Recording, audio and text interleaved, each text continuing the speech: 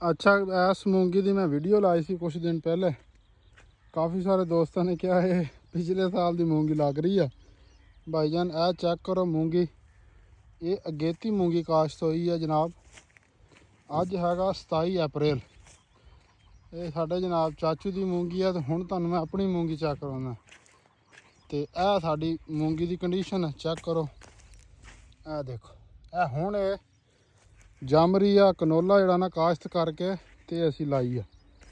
तो यह भाईजान अगेती है। इत्थे कमाद सीगा, कमाद चक के तो हो गया लेट, तो उन्होंने मूंगी फेर दी। लेकिन मूंगी का तुहानूं मैं दस्सिया सी मसला यह है कि ये मूंगी जनाब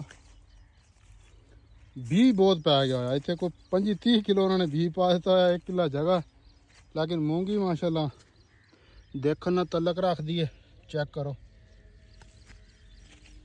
खूबसूरत जनाब फसल। अल्लाह ताला उन्होंने नसीब करे। तो बाकी जड़ी बूटी का स्प्रे जोड़ा ना ये टारगेट कंपनी का किया उन्होंने। मोथा वगैरह जोड़ा खुशक हो गया। हुण बिल्कुल मूंगी इस टाइम साफ सुथरी है। तो फसल सोहना है।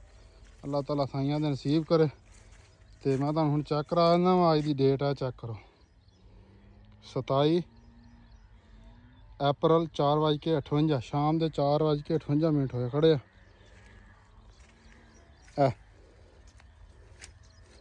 अप्रैल का महीना है। नाल कमाद है। यह हले बीज कमाद का खड़ा जोड़े कनोला कट के काश्त हो रहा। ठीक हो गया। झूठ बोलने का फायदा कोई नहीं, गल मान जाया करो।